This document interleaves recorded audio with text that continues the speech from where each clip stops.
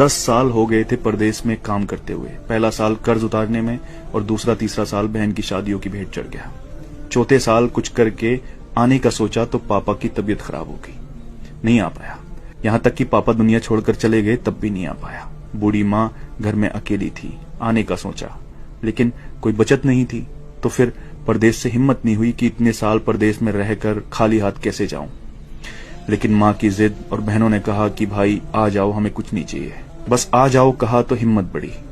कुछ उधार लिया, कुछ पास था जिससे टिकट करवाया और वापस ये सोचकर आ गया कि अब कोई बड़ी जिम्मेदारी तो है नहीं, यहीं पे कुछ कर लेंगे। आने के दूसरे दिन बहन से मिलने गया। बहन बच्चों वाली हो चुकी थी। आते वक्त भांजे के हाथ पर 100 रुपए रखकर वापस हुआ। दूसरी बहन के यहाँ पहुंचने पर पास के पैसे भी खत्म हो चुके थे, लेकिन ये उम्मीद थी कि ये बहन ज्यादा नजदीक है, कुछ नहीं बोलेगी। वहां से वापसी पर भांजे के हाथ पर कुछ नहीं रखा और जब घर पहुंचा तो माँ ने बताया कि एक बहन का फोन आया है। बहुत बड़ा दिल चाहिए यार ये सुनने के लिए। इतने साल बाद परदेश से आया है और मेरे बच्चे के हाथ पर 100 रुपल्ली रख कर गया है। इतना तो हम फकीरों को दे देते हैं। दूसरी बोली मेरे बच्चों के हाथ पर 10 रुपल्ली भी रख कर नहीं गया, ससुराल में मेरी नाक कटा दी।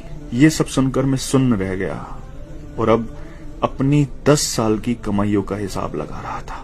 अरे यार, अगर पुराना घर छोड़कर नए घर में भी चले जाओ ना तो ख्वाब हमेशा पुराने घरों के आते हैं।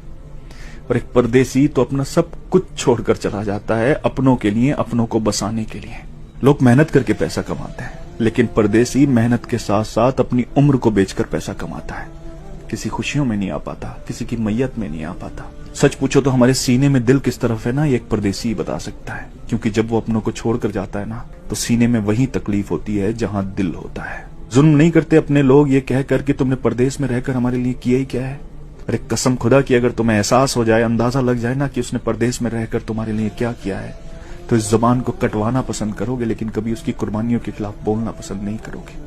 सच कहते हैं जिसका दर्द होता है उसकी तकलीफ को सिर्फ वही समझता है। परदेसी का दर्द सिर्फ वही समझ सकता है जिसने अपनों के लिए अपना घर छोड़ा हो।